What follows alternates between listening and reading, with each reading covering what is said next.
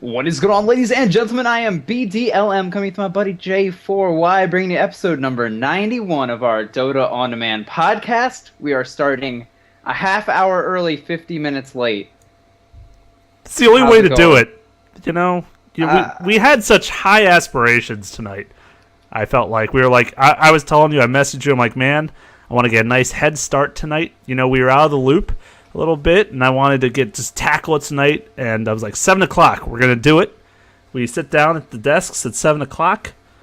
Did not start until just 7:51. But all that means is that was probably 50 more minutes of us just getting this episode near perfection. It was building up, you know, in our system, and we had to reach climax for the episode to happen. Oh. And here it is. Here it is, folks.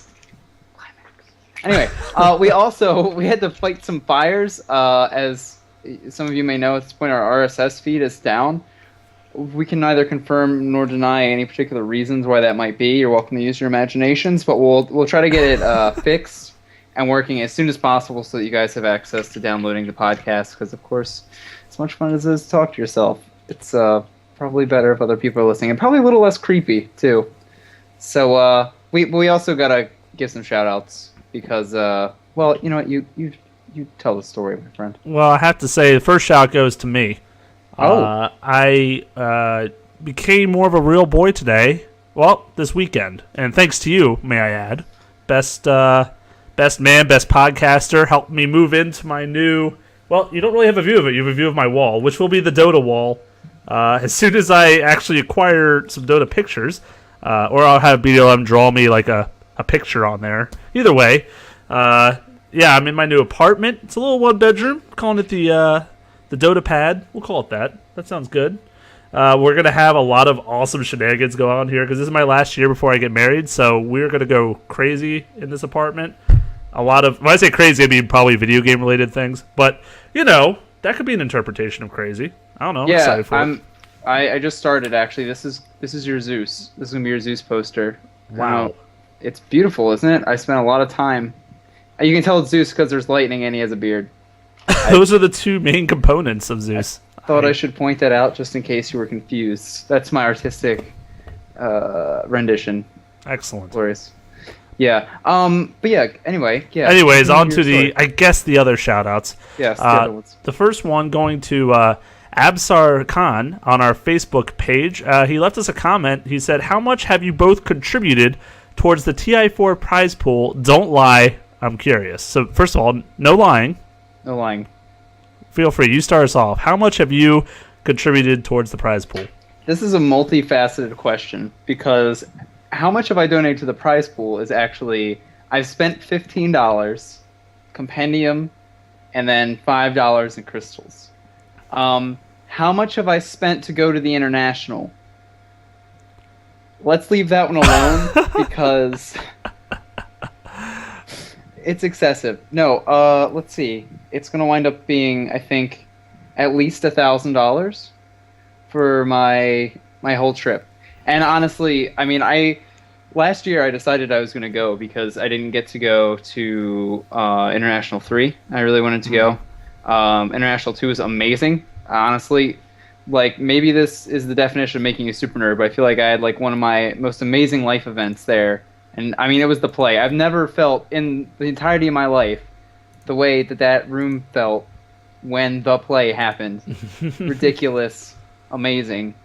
So I like built it in my budget. I'm like, okay, I can't do this year. I can't do this year, but it means I'm going to go to the international and I'm going to do it. It's still on. Had to, like, you know, buy real shady some tickets off of Reddit.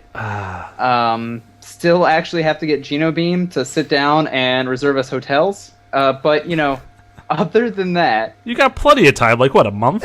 What's the rush? It's not like anyone else is going to Washington that weekend, so. Listen, let me tell you, there were an awful lot of people just roaming the streets real crazy like in Seattle. We'll just hang out with them. They all find places to sleep. We'll couch surf. We'll hitchhike. We'll sleep in bus stops. You know, whatever you got to do. We'll make it work. We'll buy one pack of ramen to nourish us the whole week. Well, you better be quick on it because I'm pretty sure I remember every store on a Saturday closing by like 1:30 p.m. So you have to like be really on top of that. They had cool buses though. They were like on like wires and stuff. Trolleys. I think those are called trolleys. Or wait, no, were they actually? Oh no, they had wheels. They had wheels and wires. It was a hybrid of sorts. Things are crazy out there on the West We Coast. we don't I like really it. know. Yeah, I don't know. I like my extra gas guzzling vehicles over here. Thank you very much. So. Yeah. This is really off topic, but I do have to say I'd like to share this story. I don't know if I have before, maybe when we came back. But when I mentioned to people I was going out to Seattle, they're like, "Oh, you're gonna love the air out there." What a ridiculous thing to say that you're gonna like, but you're gonna love the scenery, you're gonna love the view, you're gonna love the people, you're gonna love the air. Got out there and it was fine. Didn't notice any difference in the air. Fly back into Reagan Airport, Washington D.C., and the moment the doors open to the outside world, I just start hacking to death. I pulled out the inhaler. I was going. We were to die. crawling on our hands and knees, like, "Air, help us!" And yeah, I completely remember that too. It was like a haze. It was like, oh my god, what world do we live in over here? Everything smelled terrible. Yeah. So anyway. Looking forward to that again. And then also, this third part of the question didn't go to the international, but I was in a funk all this last week, and so I had like $20 in my Steam wallet and felt like playing the numbers. Saw that Lone Druid skin, was like, I'm gonna get my hands on that. And the Cloven Hoof or Cloven World it's treasure. Like he turns into like a black bear, doesn't he? I didn't even know what it looked like when I started buying it. I just was like it. Sounds probably the best way to spend money. You know? So I may have spent an amount of money trying to get this Lone Druid set. Long story short, I have like 8 Riki sets. If anybody would like those, perfect. We could do some trading. I think it was like $25 that I kind of want back. Are they invisible? You. Oh, You. Okay, your turn. Pun City, right? Questions. Oh, we'll get to that later. Anyways, yeah. So how much I've contributed? Let's see. I did buy the compendium. That's a good start. And then I got like $10 of crystals. So I guess more than you technically. Although, as you said, I'm not going on the trip. So I guess in Valve's pockets total, you're given a lot more. But you know, I've done my share, and I've been playing a good amount, and did all the compendium stuff that everyone who bought it should do. You know, like guessing all the predictions, and you should be giving input on which model. We've already told you which ones to pick, by the way. So hopefully everyone's been in our DoD army has been doing that for us. But yeah, I haven't done much. I've played with people who have outrageous levels, and I've said, you know what, good for you, man. Like, you know, if I had that much money just floating around, who knows? Maybe I would, but I did something stupid and like bought this microphone for whatever reason. So mistake. Yeah, mistakes have been made. I could have had like 20 more immortal items by now. That would have been pretty badass. But speaking of rewards, the prize pool is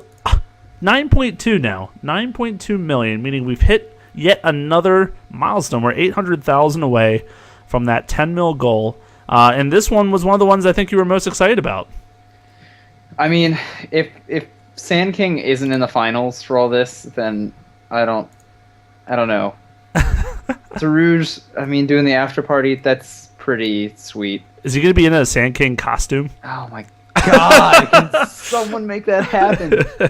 I want to see like No Tail, and I want to see Darude up on a stage. Oh, yes. We'll both be working the tables, and then, oh my, that's an amazing picture that you just put in my head.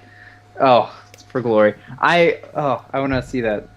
Should be pretty amazing. But yeah, and then now we're even working towards the old creepies. Yeah, well, actually, we just got them. We got the creepies. That's what 9.2 is. Now, granted, they won't be in the game for however long, but that's what we just unlocked. So that was number 20. Someone on Reddit, and I want to get your take on this, they made a stretch goal 23. Mm-hmm. Apparently, how much money? Oh, they didn't put an amount. Well, if it's next in line, what's that? 10.2. It's every. I think the increments are 400,000. So 10.4. Math is not the strongest suit for you, but that's okay. We never required that. You got that Zeus drawing going for you, so that's good. Stick to that. Stretchgoal23, he said, Valve should buy the Windrunner, Obsidian Destroyer, and Skeleton King's copyright. That would be hilarious. I thought that was pretty good. Dude, I mean, they haven't made any money off the compendiums is the problem. Yeah, they're just broke over there. You know, they've only made, what is it, up to... wait, I think I have it here. Yeah, they've only made... Valve's revenue is $22.8 million right now. So it's a little in the red. I mean, you know, I guess they got to spend money to make money, but...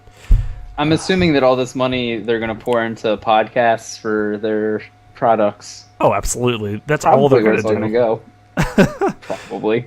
The prize pool prediction, which I don't believe, is $12.9 million. I don't know where that person calculated that. I don't believe that, but not much time left. Really. There's only like a month, and they might even they'll probably cut it off before the event. I have to imagine, like maybe a week before or something. Why would you? That's true. They should just make it continue during the event, just like players can see it just growing and growing. I don't know. I mean, who knows? They could even, if they wanted to, do something crazy fancy with the compendium for the actual event to try to generate more revenue. I mean, you can't rule it out yet. They have done some firsts with this one so far, and you know they've clearly, I think, been surprised with the amount of contributions they've been able to get. So the person on their Valve team who suggested, "Hey, let's work with Ice Frog for Dota 2." Do you think he's like CFO right now or something? He's got Scarlett Johansson under one arm. He's got, I don't know, Kate Upton under the other. He's got himself an island for his island to live on.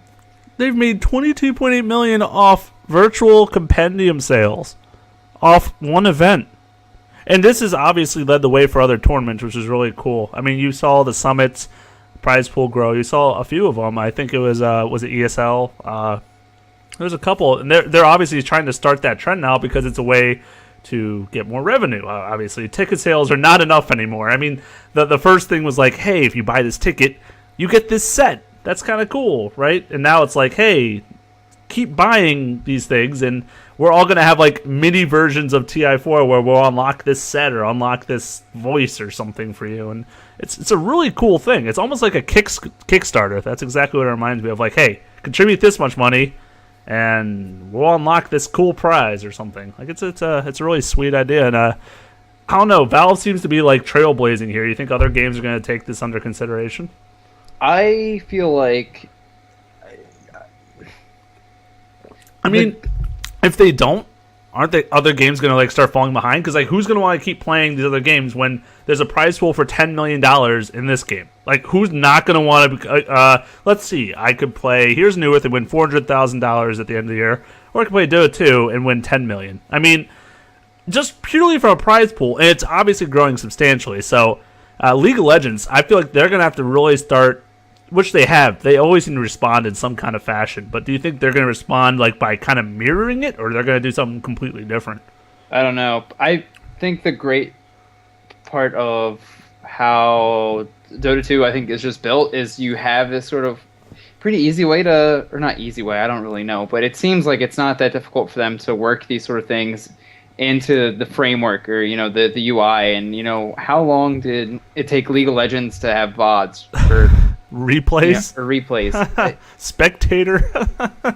Like, kind of a ridiculous amount of time for how much money they were making on the product in the first place. Right. So, I kind of, my lack of faith might be disturbing because I almost... They might have to if they start losing people. I don't know that they would do anything about it. I mean, I highly doubt, like, this will turn, obviously, like all the casual players couldn't give a shit less. You know, they're still going to play their game, whatever that game is. But obviously for the pro scene, I mean, if you're a pro player, you know, I guess the balance is, on one hand, you have a $9 million prize pool.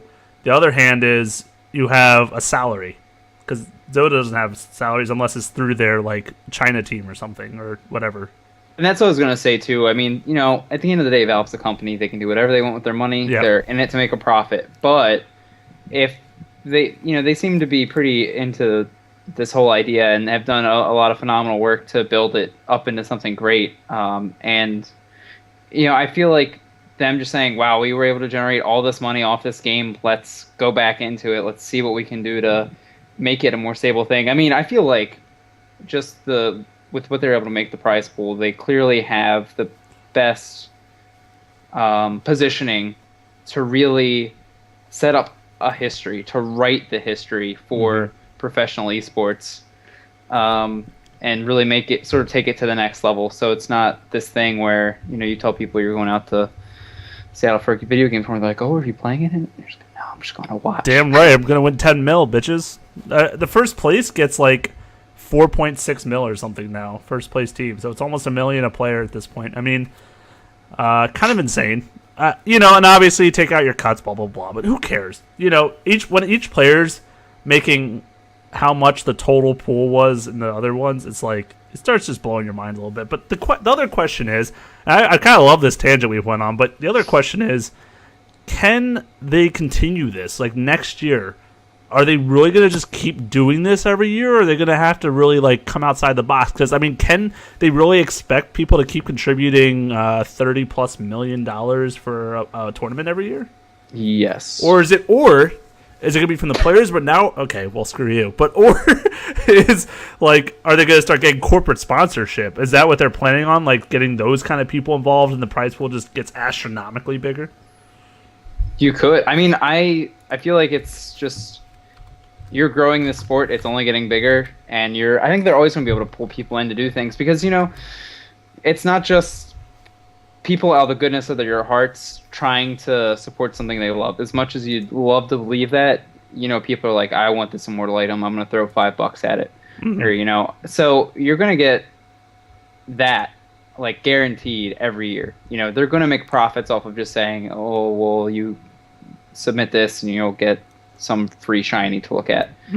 So I think just the way that it's been set up and the way that the compendium functions, it's something that's always going to be a reasonable way to turn a profit and help grow the prize pool. And at the end of the day, as long as it's not just supporting a company and it's supporting the growth of something that we all clearly care about, right?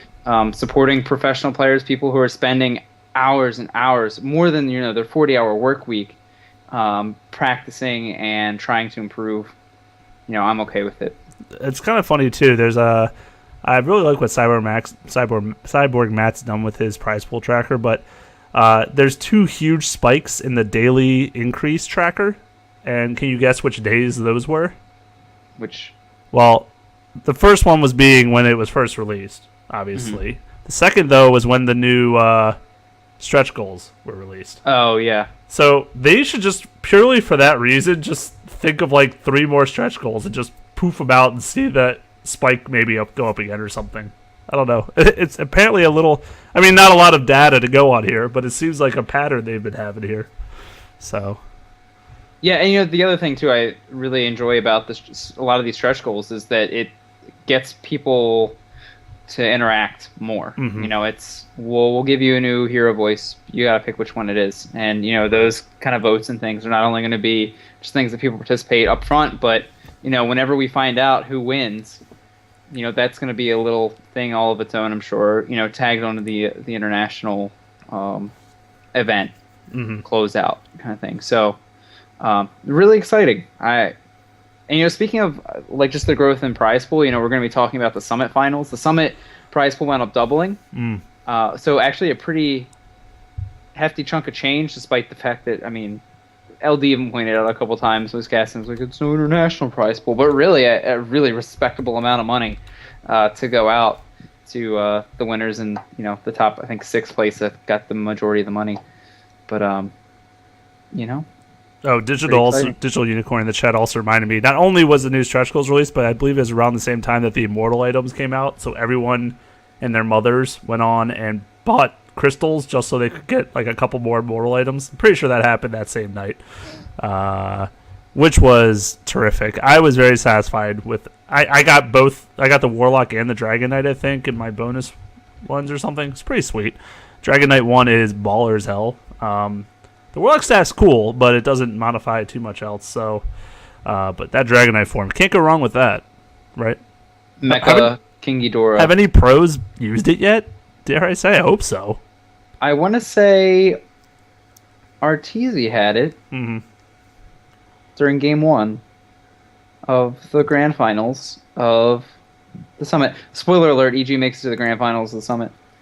Dang. Um, Everyone should know now. I almost want like that South Park disclaimer in the beginning of every episode where it says, just "Hey, we're gonna spoil whatever we talk about." So, I mean, maybe we could like start it by saying like, "On today's podcast, we're gonna talk about the summit and blah blah blah." So be ready to spoil your socks off. I don't know.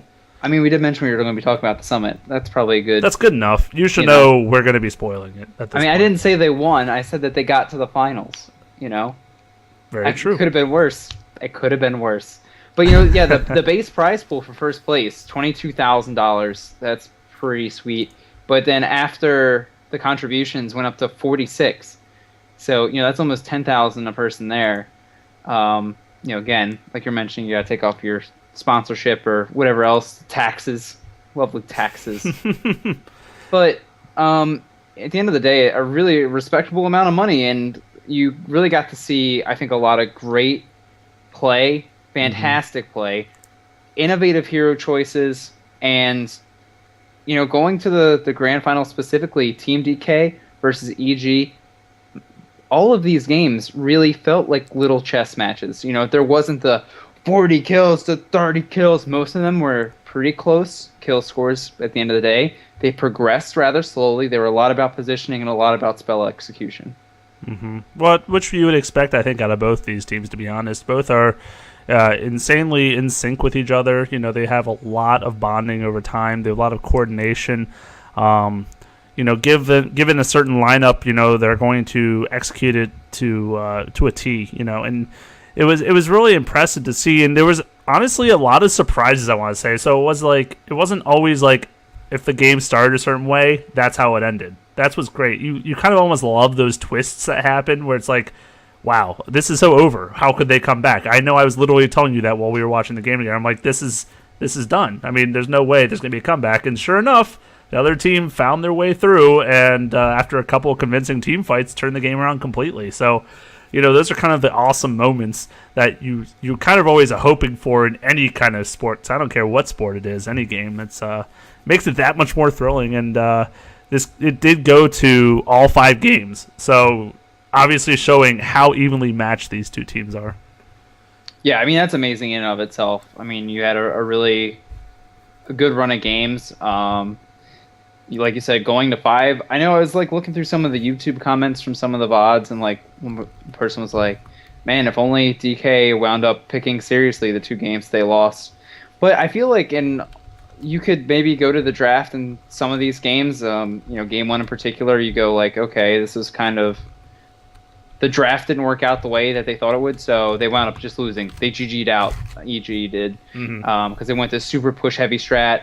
They couldn't break the base. They're like, well, lost team fight, throw in the towel, whatever. But even I feel like the quote unquote troll picks were not what lost the game. They weren't what, I guess, made one team lose versus the other. It really was like the execution of the spells. And you did just mention that I'm a jerk, the worst person, and just skipped over a lovely human being who I love and hold near and dear to my heart despite forgetting about them and skipping over their shout out. And I'm sorry. Please forgive me. That's okay. Just wanted to give some love. I know this completely interrupts our chat, but just wanted to give a quick shout out to Nick's Assassin, who and John on our Facebook, actually, both people. John let me know that there apparently was a Reddit post about any missing Dota talk shows out there. And John's like, oh, hey, you guys do a talk show, and we love it. You should go post. So I did. And Nick's Assassin posted back and just talked about how much he loves the cast and how helpful it is and how much it gets him through those days with our long episodes and everything. So and apparently he's using a Microphone. What the hell is that?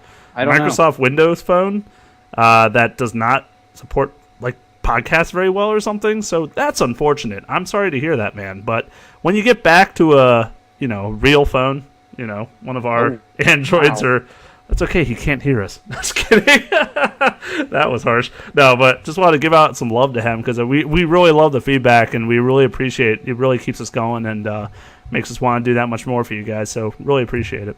Yeah, as much of a narcissist as I am personally, the 80 episodes you can just skip by listening to yourself. But as we always like to try to point out, really appreciate you guys, your input and your feedback and cheering us on. So, okay, back to business. Back to business. The meat and potatoes here, as we might say. God, one episode you're gonna forget say meat and potatoes. But anyway, I was gonna say, did anything stand out to you about the tournament in general? Maybe the popular heroes, the finals in particular. What, I guess, about this coming off of the qualifiers ending not that long ago? Did you feel like there was any big change since those, or any big changes in feeling? I was honestly, and not completely related to that, but I was pretty surprised of how poor Na'Vi did. When I say Na'Vi, I mean the original the Na'Vi. real one. Yeah, the real actual not Na'Vi one. or what? Oh, I think they were calling them Narvi. I think that's what they were calling them. But as you people should know, the North American Rejects got signed up with Na'Vi to be their North American team. So there's two of them, but we'll just call them Narvi and Na'Vi. So you guys aren't confused at all.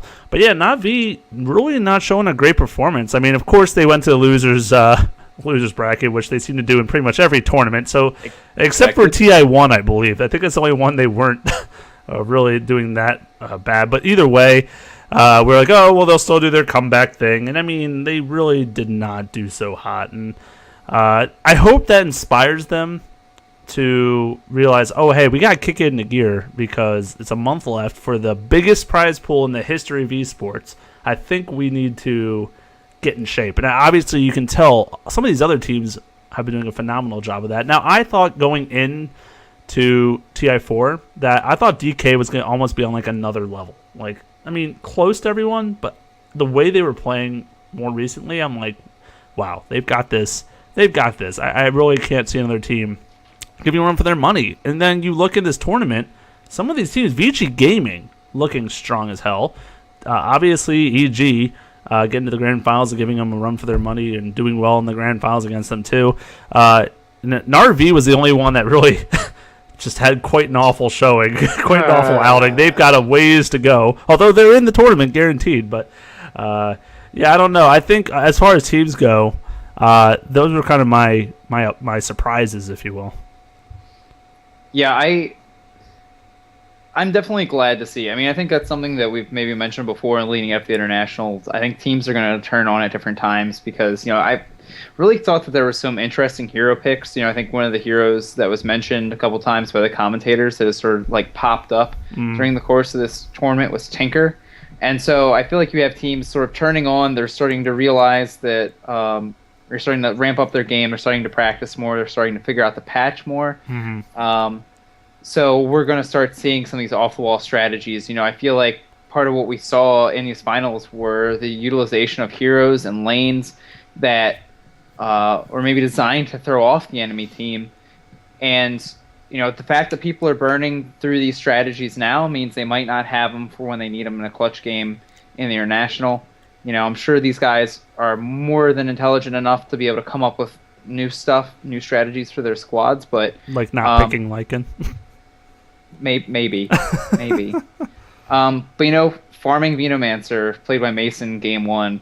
The bubble strat, as it was called, with the Faceless Void, the Enigma, and Witch Doctor. Sand King middle against PA. A lot of really neat, interesting stuff being utilized in just this best of 5 to close out this tournament that I think really highlights how interesting these tournaments are going to continue to be leading up to the international. How about those win rates on Doom and Enigma? I mean, Doom with that 71% win rate and Enigma with that 77%, 10-3. Enigma, obviously back a couple internationals ago. God, I feel old saying things like that, but it's like back in my day. No, Enigma was obviously the team fight hero. You picked him, you picked Tidehunter, you felt like you won games just with that pick alone. And then Rubik came out, and it wasn't as fun to play him. And then there was other things along the way, and everyone's like, oh, I don't care about Enigma as much. We'll go Beastmaster, we'll do this and that. But came into this series and has just been killing it. I mean, like I said, 10-3 has great record, doing a lot of work. You saw so many amazing black holes coming out from those players, Zai in particular, among others, and Doom. I mean, Doom, I don't think is a surprise to anyone of that him doing well, because he obviously is insanely strong against, especially a lot of matchups.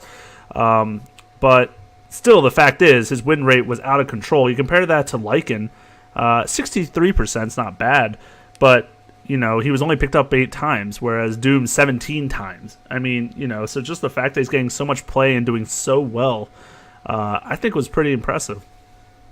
Yeah, I mean, Lycan's still going to wind up getting banned out a lot because he is still that threat. But I thought, the Doom, I feel like you expect to see a lot. The fact that he has that high win rate, really impressive. The Mirana going to be leading the pack for heroes picked. But then you have Enchantress, who actually took 3rd place for the most picked hero. And then, yeah, like you said, Enigma. And the thing that I thought was kind of cool was this, like, middle of the pack heroes with 8 games played. You had the Lich, the Kunkka, Disruptor, Tinker, Lycan, Weaver, Brewmaster, and I don't think I mentioned Bristle. Maybe I said that one twice, but I feel like some old favorites seeing the Bristle.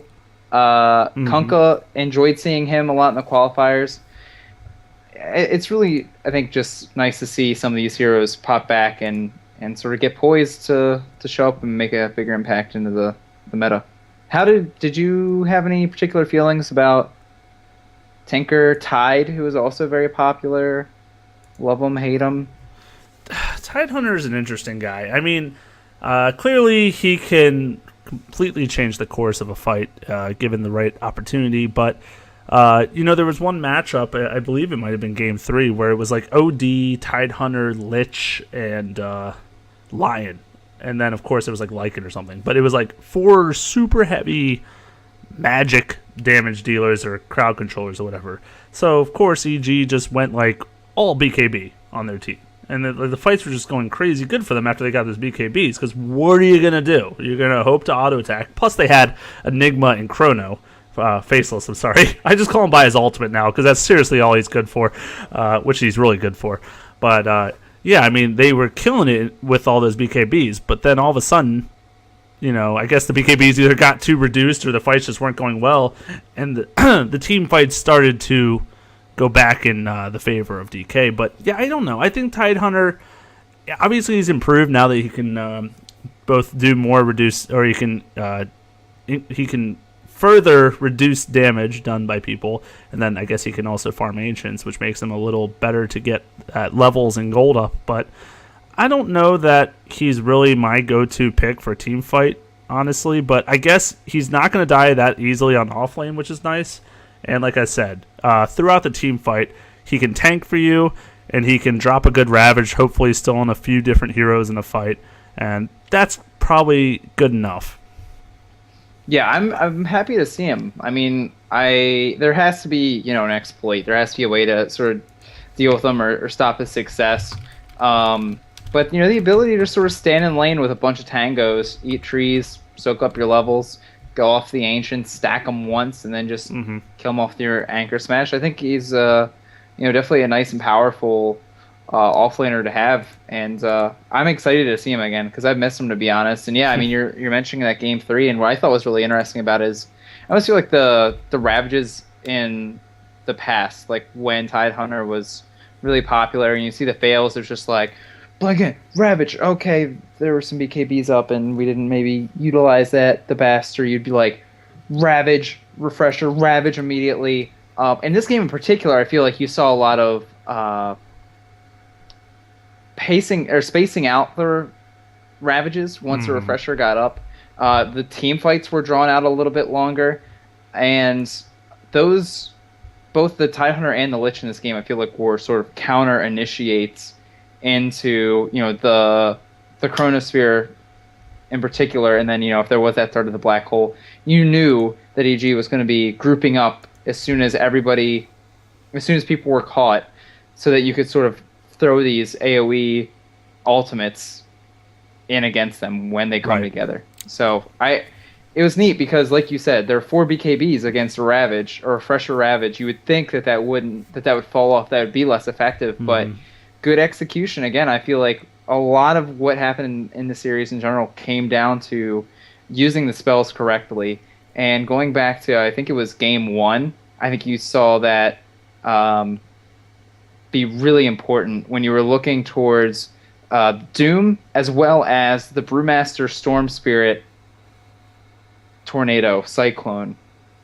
The commentators pointing out that like, oh, they should have doomed this target, should have used Tornado in the other one. Oh, they doomed and then tornadoed, and that's what lost them the team fight. It was, and the great thing about what DK did in that game was they were able to slightly adjust what they were doing. They, in the middle of the game, corrected their targeting, and you saw they made a huge deal. Right.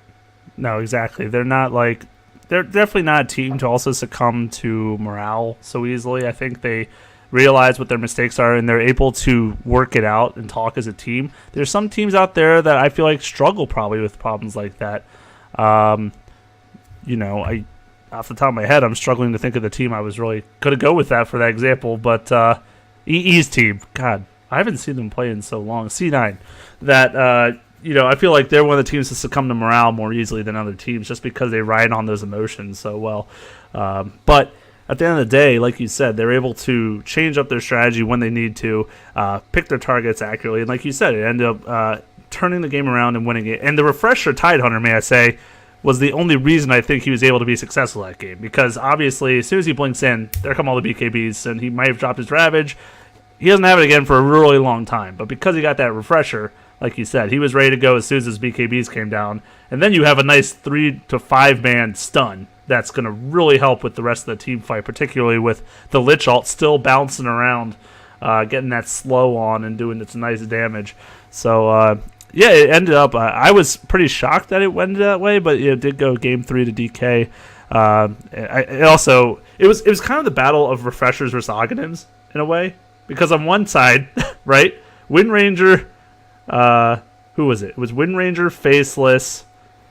Boy, I feel like they had another Oghanims. I feel like they had 3 Oghanims on that team.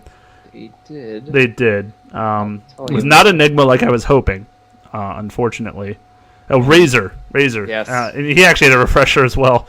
But, another team, you had OD with his refresher, and then Tidehunter with his refresher. So there's a lot of common items coming out.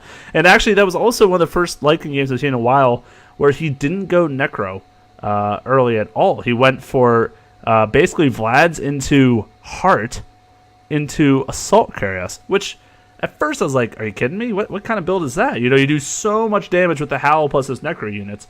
But it kind of made sense once we worked it out. It was like, oh, well, he's against Enigma and Faceless. So if he just gets Blink ulted by either of them, no good. That Necro's going to do no good for you. Like, you're essentially just going to die. Whereas Heart and AC, you are tanky as hell. So if they don't have enough damage by that time, you get to pop that ult, and you get to go wreck their team.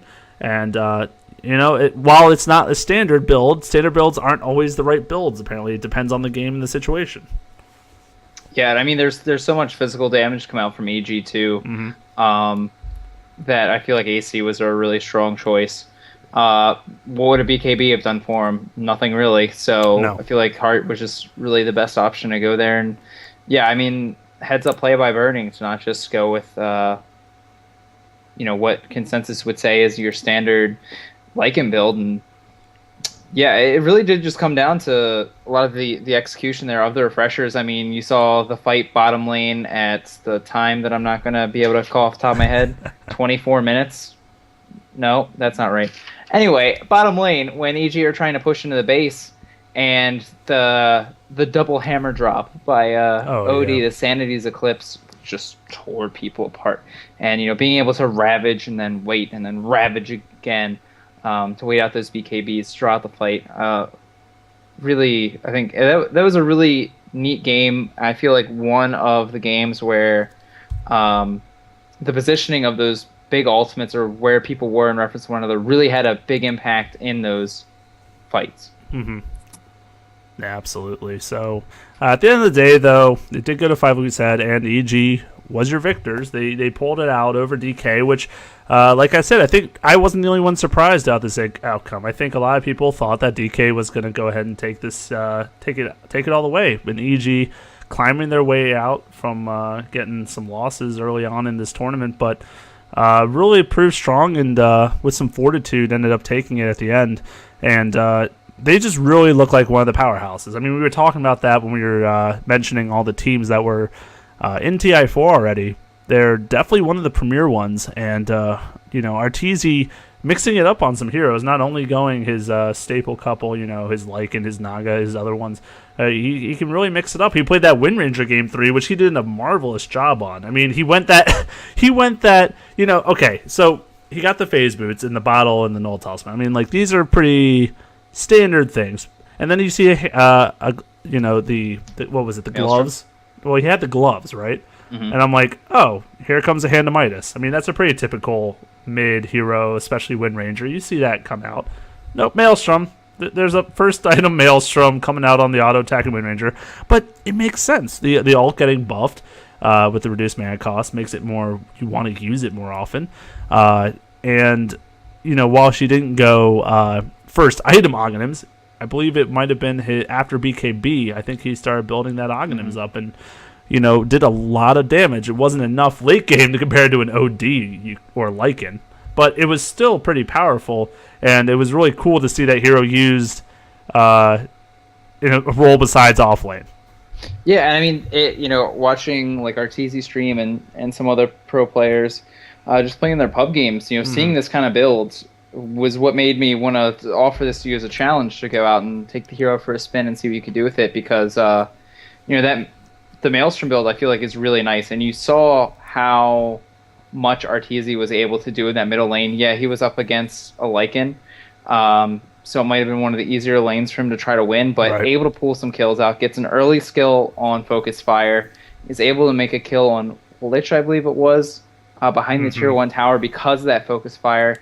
Yeah, it's not going to be that end-all sort of carry, I guess maybe what you would typically expect Arteezy to be playing in that middle lane, but when you consider the fact that he was able to dominate the lane, that he got himself a Blink Dagger to make sure that his shackles were going to be latching to something, being able to still apply the auto attack damage in the team fights, it's I feel like really solid, and I'm looking forward to seeing more of it. Talking about Arteezy some more, undefeated on the PA throughout the Summit Finals, 4-0. Using in 2 games of the finals, playing spot on in a lot of these cases, and that's another hero that I expect to see a lot more of. The PA in that middle role as well. Maybe not something that you would expect from seeing in your pub games or in the past, but definitely I think something that's going to be up and coming. Yeah, I mean, ever since we saw it getting played by EE and then these other pros middle, it really has become a popular thing. It's just so interesting, and I think that's why I love the game so much. Just the way this meta's been for a long time now, there is no real concrete. I mean, okay, Lycan is going to be around for unforeseeable future, right? The last time he disappeared was the nerfs were so heavy it was ridiculous. And then they kind of slowly gave him little buffs back, and a little tiny bit, but not much. And then the team was like, you know what, actually, I do like that hero. I'm going to play him again. But besides Lycan, everyone else is seeming to kind of swap in and out. Invoker, not the really high priority that he was just a month ago. Still getting picked, don't get me wrong. Getting picked a good amount, but it's not as popular. Mirana still pretty much at the top of the pick list just because that combination with Shadow Demon is really powerful, and that probably won't be going anywhere for, once again, the unforeseeable future. But I do love just seeing the mix-up, seeing these heroes getting traded in and out. We saw it in the IO Chaos Knight game. I mean, yeah, didn't go well for that Chaos Knight, but it happened. And I was like, oh, man, TI3, right? Loda. Yeah, that happened once, so I don't know. I was excited to even see that combination again. Just it's really cool to see the mix-up, and hopefully that will persist into TI4.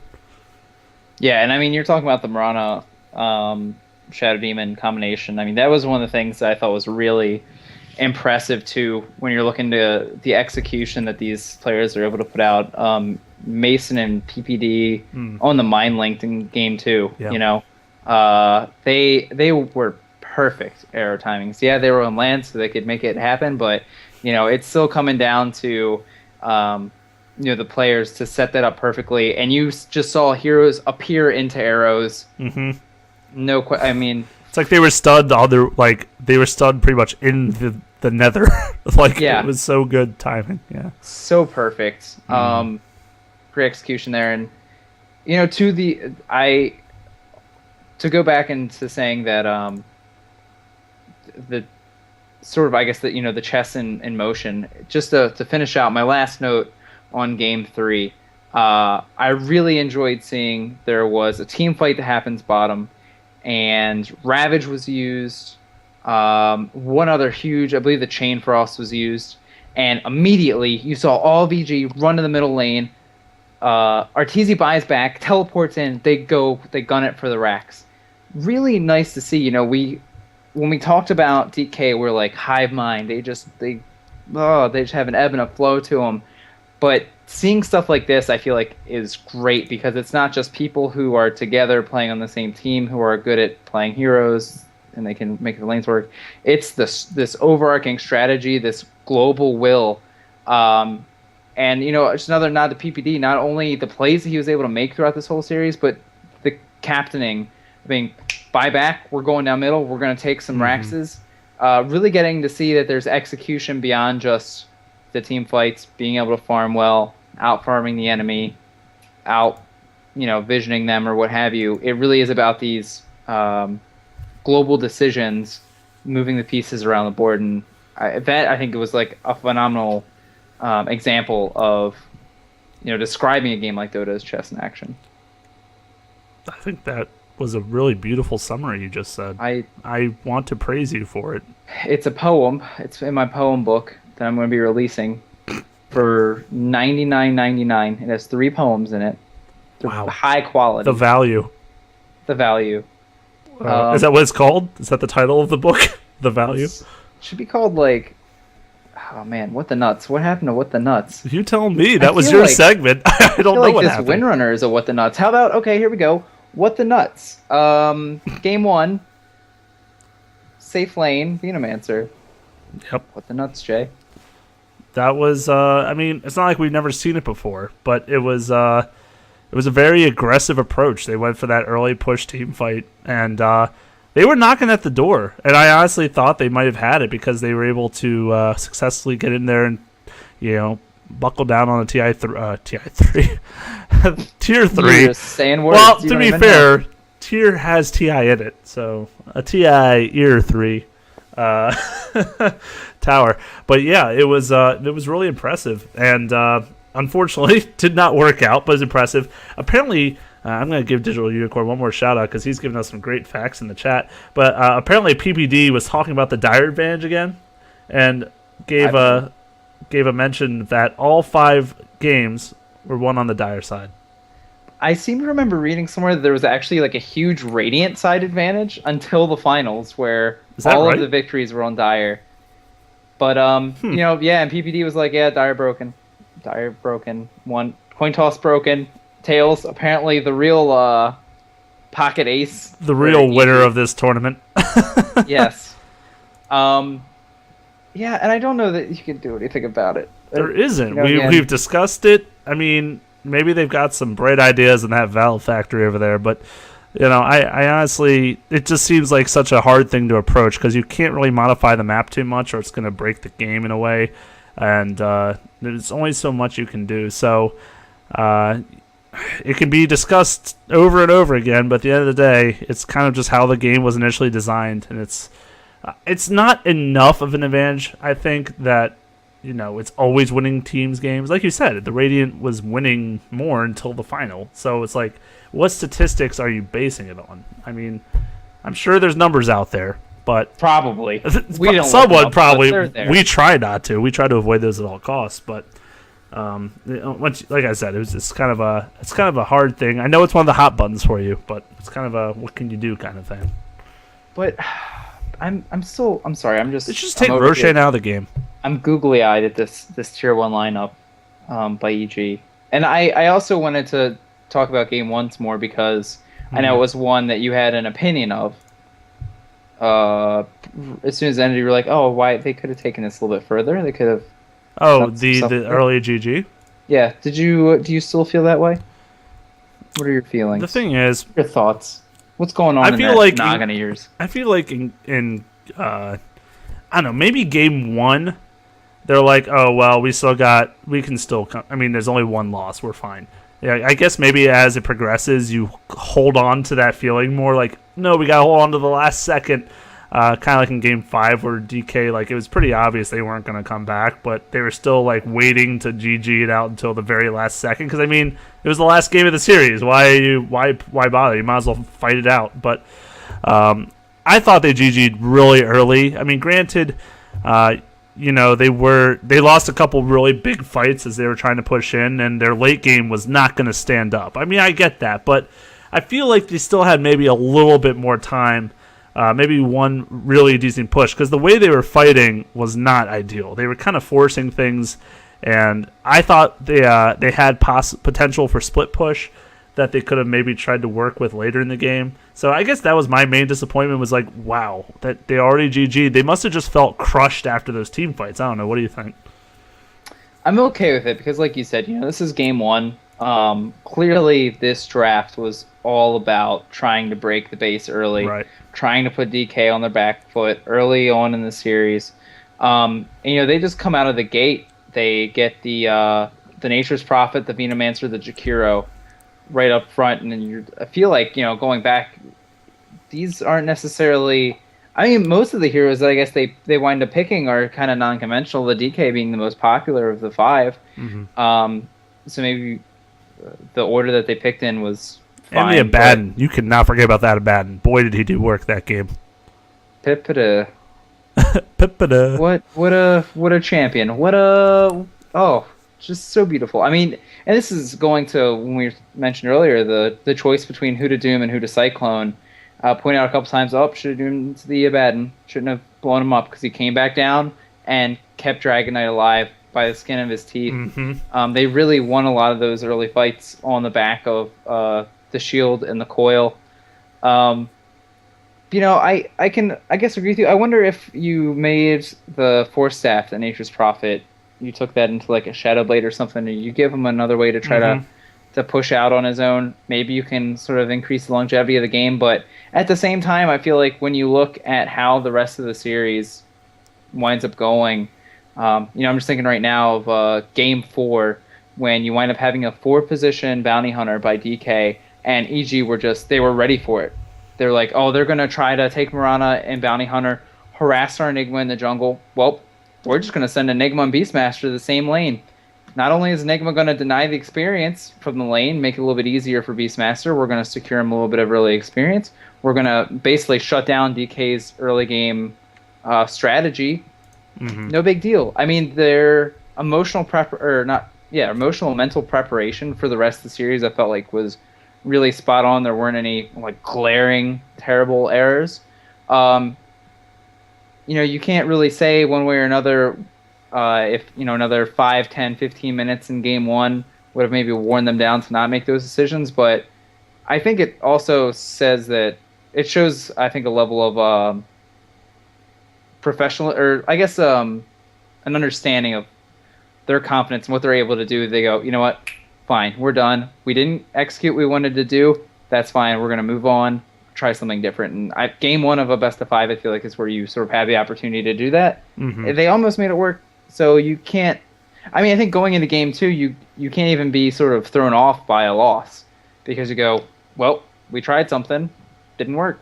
Now we're going to go back to maybe more standard stuff. We're going to go back to what we were planning on doing overall, and I feel like it isn't even that big of a hit to your confidence. Yeah, I guess, like you said, if it's early enough in the series, I believe DK had a pretty early. I thought it was a pretty early forfeit.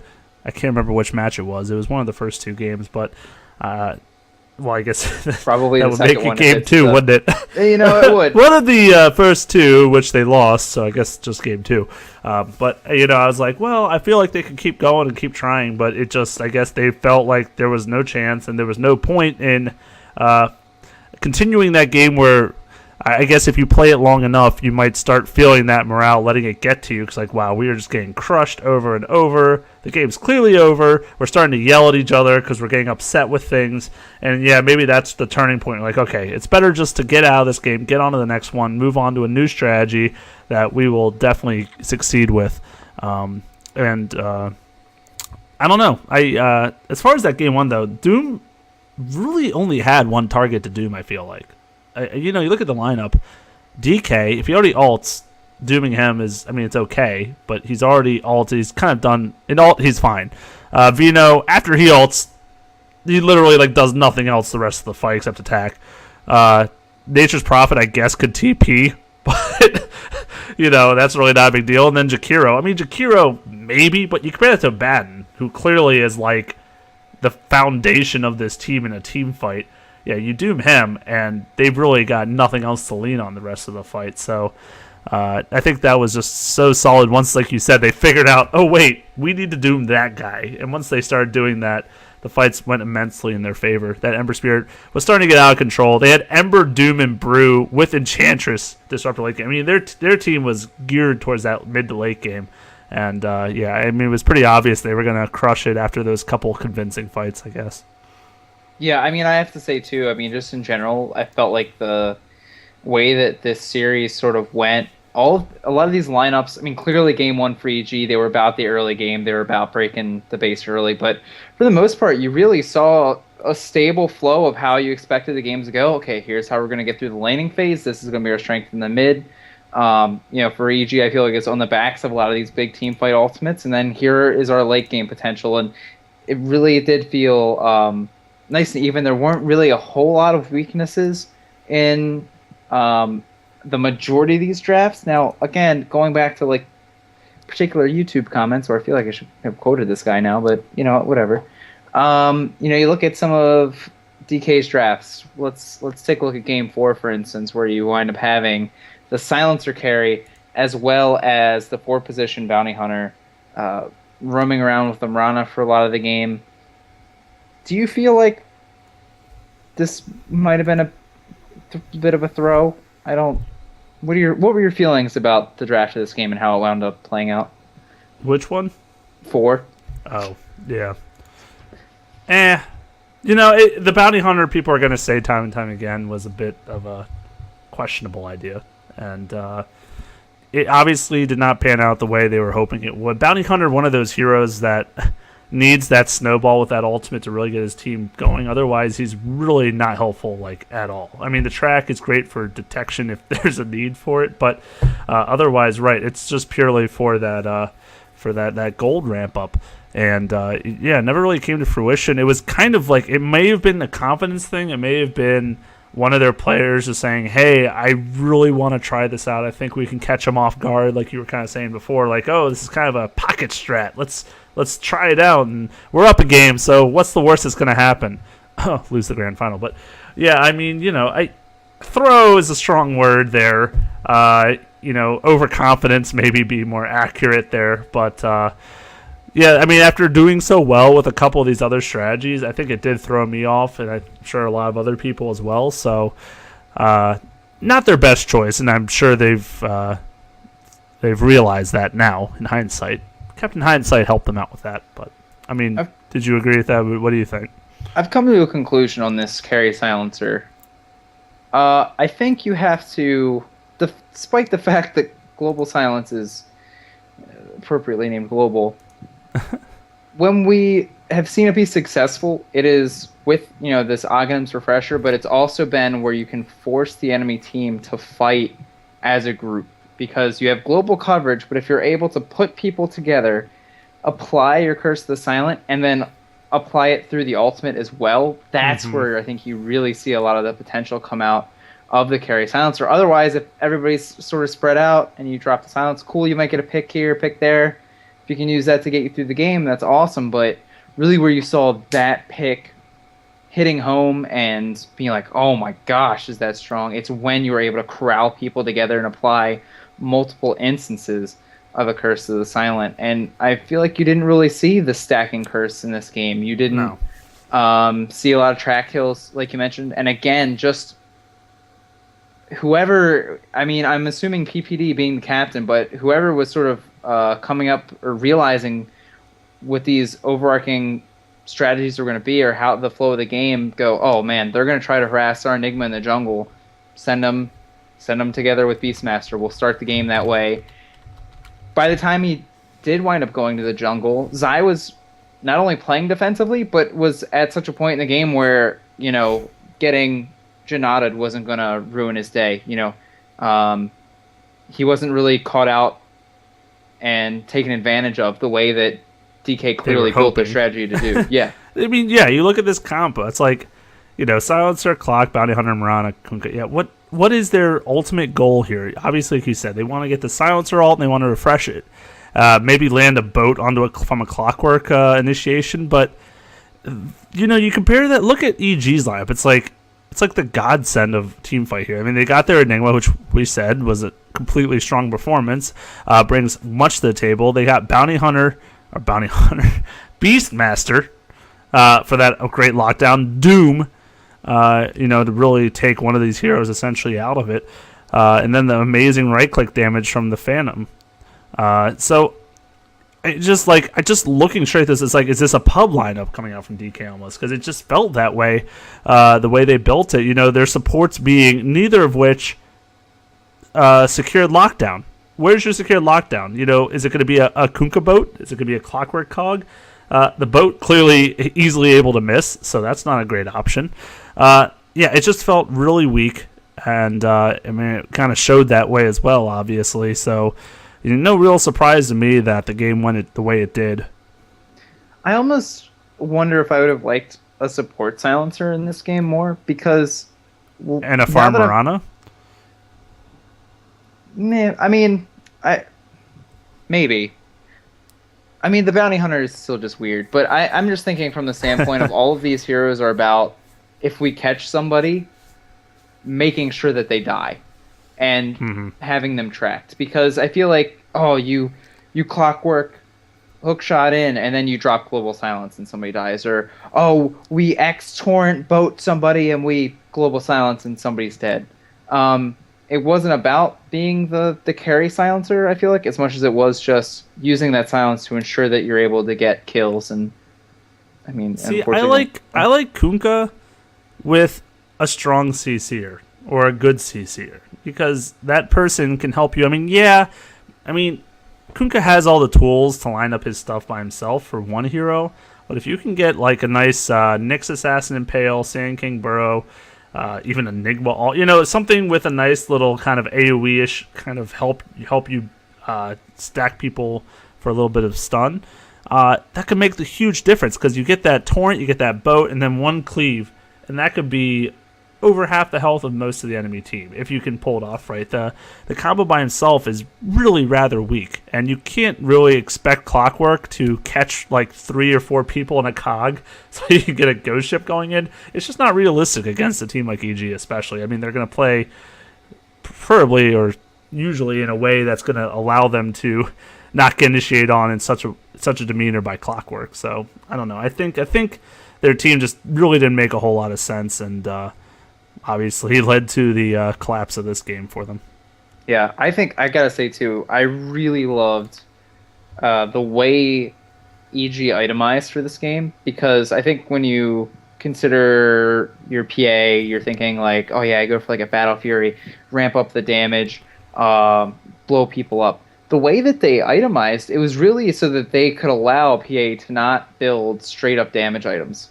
You have your Doom, who ate the wolf to get the aura. You have drums on Doom. You have lads on Doom. You have so this basically just allows you to get the BKB up on the PA so that she can be magic immune in these fights, can get out of the silence if she needs to. Went for the Manta, which I feel like is kind of weird, but I felt like she was given a lot of breathing room and didn't necessarily have to go for the big damage items. I really thought that was a nice choice. Yeah, Manta obviously is a great item to get some of those debuffs off you, dispel them. So, made a lot of sense. Like you said, he already had the BKB, so he was able to avoid pretty much all the magic hassle that was coming off for the X marks the spot or anything that they were going to try to pick him off with, minus the clockwork all perchance. But still, PA just, as we've discussed before, doesn't need damage items.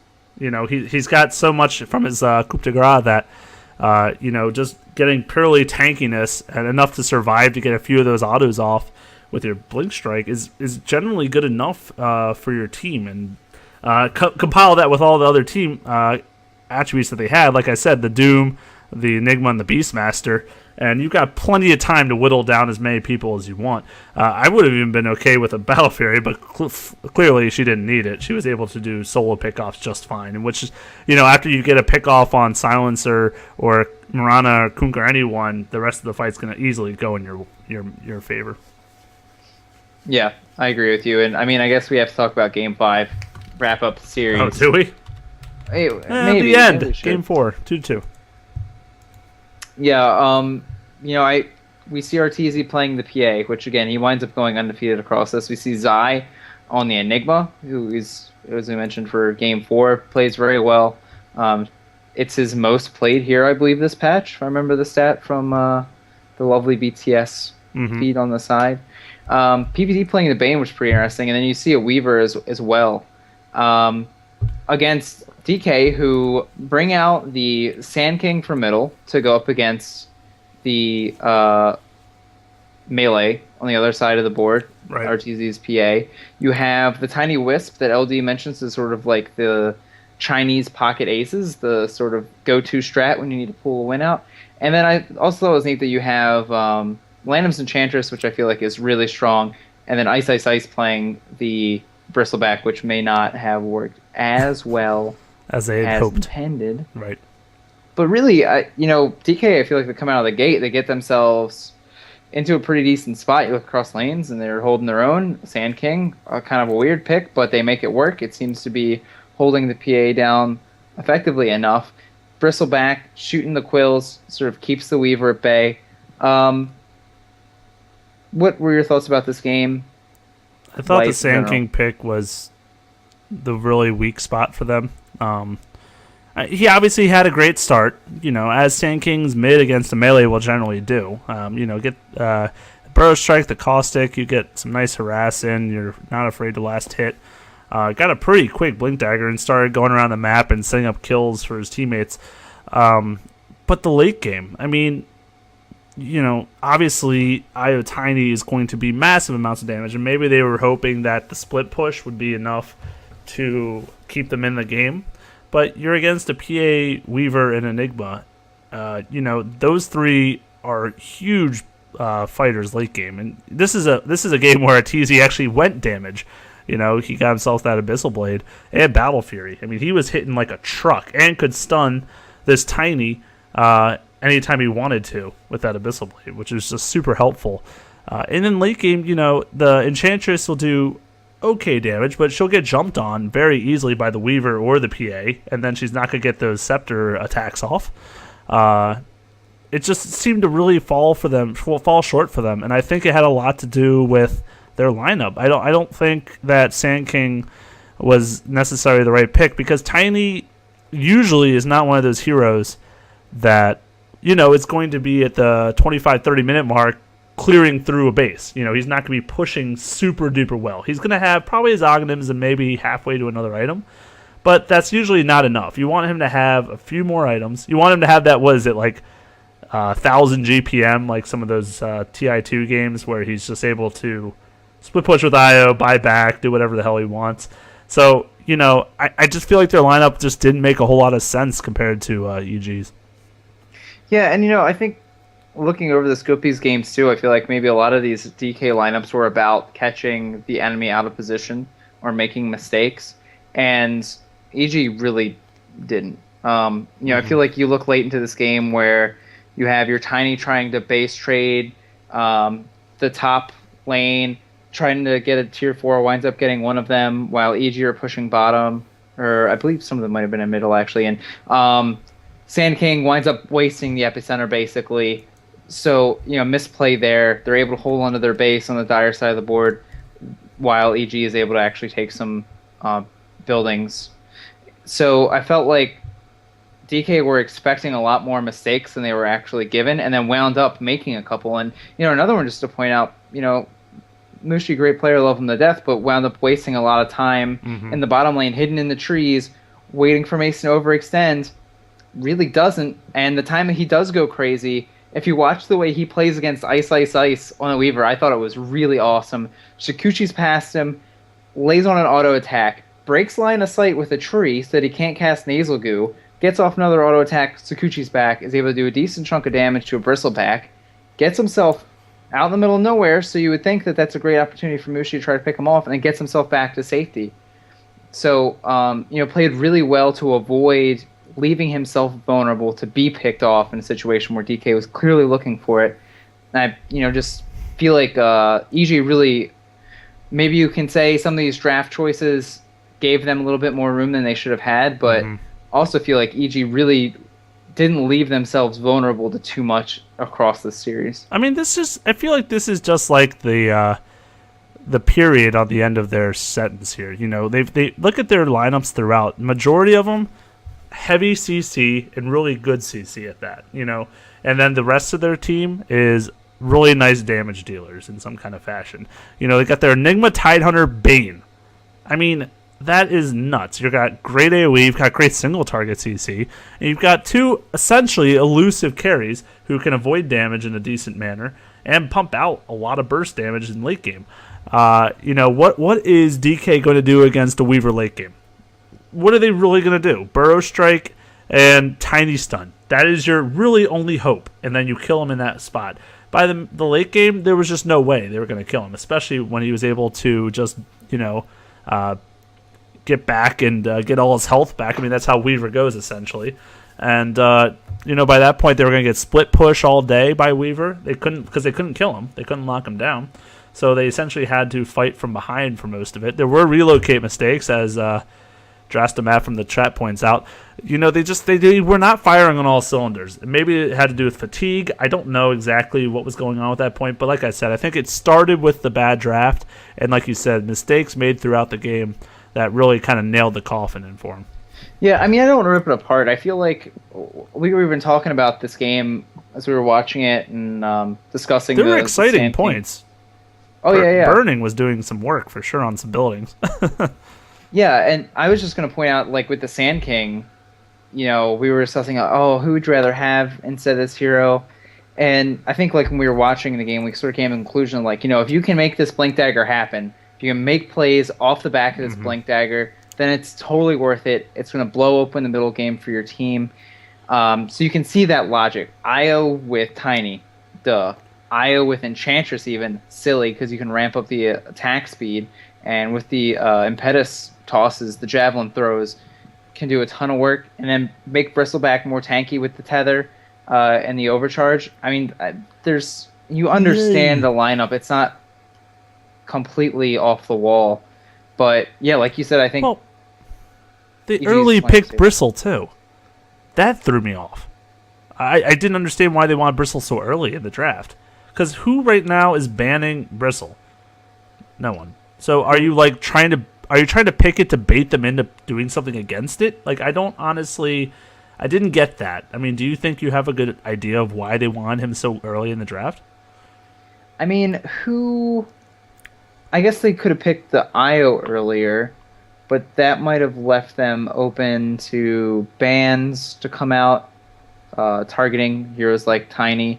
So they tried to pick those heroes up back to back.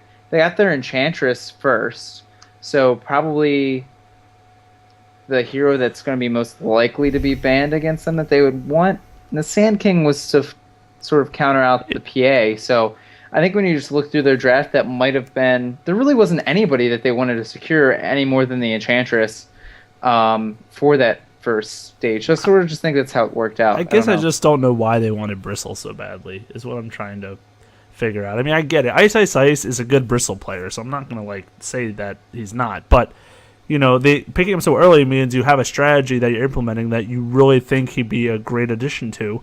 And I'm looking at this lineup, And I don't necessarily agree with that. I don't see what he's really bringing to the table for this team. You know, you've got the tiny IO who can clearly push, can gank really well. But you have an Enchantress on your team. Right, I get her. She's going to be good damage mid to late game. She's going to be able to push early with her creeps. Strong presence all around. Sand King, he's kind of like, I would prefer to Puck, but he was banned, as you said. So, I mean, that wasn't going to happen. But he's going to be your team fight. So what's your offlane going to do? Bristle. Tank, kind of, but not really, because people are just going to ignore him, essentially, and they're going to focus down the valuable targets, and then he's going to be left there with no team, and just spraying quills, it's not going to be enough. And I think these other offlaners in the game could have potentially had a lot more impact for the team. Yeah. I will say, though, to his benefit, he did actually... The beginning of this game actually looked a little scary for EG. He was able to sort of keep Weaver at bay, was able to keep the dual lane off of his back. Wow. Off of his, that was way too funny. I didn't try. Pun City. It's in my poetry book I'm releasing. So I guess the credit to that pick... Centaur wouldn't have done... I feel like... I guess he would have been able to stun, clearly, that being the difference between the two heroes, but Bristleback was able to play super aggressive. Did have 7 deaths across the game, but I feel like he spent a lot of time being in really a vulnerable position where he didn't get picked off, was able to just keep the lane pushed up, had to try to keep EG split up as opposed to coming together. But I don't know, who would you rather seen there? You go Enchantress, because Lanham's Enchantress is very good. Successful hero for them. So you get the Enigma and the Tidehunter follow-up. So who do you have left? Darkseer? Could Darkseer, I suppose. Darkseer wouldn't be too bad. I mean, maybe a lockdown, although, I guess they weren't 100%. They didn't know they were going to be against that Weaver, I suppose. But I personally don't know why you don't necessarily have to pick your offlane that early either. I mean, they could have saved that pick for someone down the road too. Like I said, I really feel like this team is seriously lacking in the crowd control department. So I don't know. I would have liked someone maybe a little more either crowd control-y or nice initiation, or someone that synergizes well, or even maybe you could even go on a different limb and go a split pushy hero, go like Nature's Prophet, or go something else that could help your team, so he's going to keep pressure off Tiny while he's going and barreling through a lane with Io or something. I don't know. I mean, obviously this is me just talking here, but I personally think Bristleback did not add really any value to this comp. Windrunner. Wind Ranger? Ranger. Shut up. Shut your mouth. We don't have that stretch goal 23 yet, so it's still Wind Ranger at the time being. I don't know about that either, actually. I guess that could have been okay, I suppose, but... There's your CC. You still have some push, some counter push. Sure. Why not? I'll give you that. Okay. Well, anyway, EG win. I have said this a couple times in recent episodes, but a series like this get me so excited for the International. This is a great example, again, of just like the strategy that goes into the game, and a great example of the team that makes the most mistakes being the team that loses. I feel like mention the misplays of the IO, weird stuff in the draft, yada yada. I feel like EG played the most stable across all of these games, and they wind up taking it. But what did you think? I also wanted to just sort of talk about the summit in general. What did you think about how it was laid out? There was a sort of, I guess, pub stomp, and I believe it was 66 Sports Bar was the name of the place, and actually a great showing there. You could see they would show you the feed from the Skype call of all the people there for the finals. How'd you like the tournament? I think they did a really good job for their first big LAN there. I mean, they hosted it at their place, which was really cool. They had a lot of personalities there too. Obviously, they had all the big teams there, so all the players were there. They had the casual couch cam which I guess is kind of like the host stand in a way for them, where they had everyone that was doing the commentating or even doing interviews or talks. It's all this one big couch that was in front of what I have to imagine this big TV where the games are being played. And they would have their headsets on, and the random pro players they'd invite to do the commentating with them. There was a kitchen in the background table, so people were like eating and talking in the background, which you didn't really hear too much, but still. It was a pretty interesting setup. They also had the cameras on each team, so it's kind of like the booth cams, if you will, where it's showing how each of them, how the teams are reacting. They'd sometimes flash to the different screens to show their reactions, and then like after the games, how they reacted, things like that. It was really good. I definitely give them a lot of props for their first LAN here. I don't know. Do you think there's any things they could have improved on or done differently? I mean, I'll be honest with you. I didn't really like a lot of the setup. I like the idea of having the cams in the rooms with the teams. Like, that was pretty cool. But just because of the way it was, like, you always just saw the backs of them. And I feel like you never really got any value from the camera being there. Like, somebody's like, oh, their backs are turned to us and they're clicking away at their computers. Weird. And I don't like the casting couch personally. I feel like it. I hated it mostly. Ooh. Because I also didn't enjoy that, like, sometimes, people are going to be their personalities or whatever, but you have like Ice who just like come up, like, you want some of my sandwich, bro? Like, no, we're doing a thing right now on the camera with this stuff. Like, that's what my reaction would have been.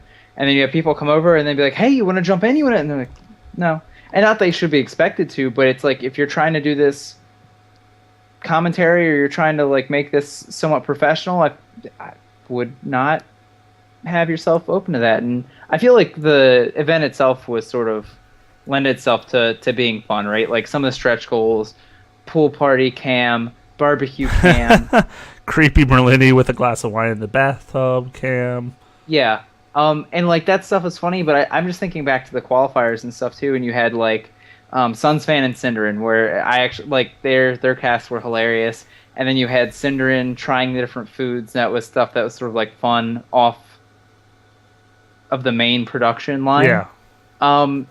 I think appreciated that more. Maybe it's just my taste, but I liked where you had this is professional or even semi-professional, like when they were just having fun casting the games, fine. And then you just have the ridiculous stuff off the side. I feel like I would have liked more separation there. I don't know. Fair enough. To each their own. I mean, when we do our $100,000 land tournament, well, maybe $2 million. I mean, we'll see. We'll see what the assets become at that point, but we'll do it a little different. Here's another thing I didn't really like either. There seemed to be a lot of times where, because of however they were spectating, there was a lot of hey, if the observer could click on this so we know what's going on, and sometimes they wouldn't be paying attention or wouldn't hear, like, hey, click on the okay, cool. And I guess you had some of that in the qualifiers as well, but I guess because everybody was at the couch, they didn't have their own setups to sort of click around and see what was going on in the game. Mm-hmm. I found that distracting, but again, I don't know. Maybe I stand alone on that. Hey, you know what? Like I said, it was their first real one, so I'm sure they're going to reflect on that and look for ways to improve it. And I mean, obviously, were ways to improve it, but just like the International's been improving itself every time. I mean, you can't expect your first one to be the best one you're going to have, but like I said, for their first one, I think they did a great job. I mean, it was a great prize pool. They brought all these great teams over. It was really it was awesome to have all those players all around. I mean, step one to make it better, fight DoD on demand. Right. I'll drink wine. We'll have a hot tub cast. We'll just very not awkward or creepily be in the same bathtub, seemingly nude. We'll be nude. And drinking wine, candlelit, talking about Dota. Ooh, Dota by candlelight. Well, that is our team. So it'll be the least one of our teams weird thing to ever happen to either of us, because it's happened before. But important things to note. The RSS feed, we're going to make it work. Mm-hmm. And maybe you'd be pumped and excited about issues therein. And there's a reason. We'll put it that way. There's a good reason there's issues with it. There are reasons. Yeah. Reasons. of course, you guys can check out the podcast on the YouTube. You can stop by facebook.com/Dota on Demand. Twitch, you can join us live. Thank you to everybody who did. You can, once the RSS feed is up, you can download it to watch later. You can also join us tomorrow. We are going to have a Dota Theater 3000 that will be up on the YouTube tomorrow, and hopefully we can get it streamed out on the Twitch as well. So yeah, go out there, guys. Watch some Dota, play some Dota. Love that Dota. We'll see you next week.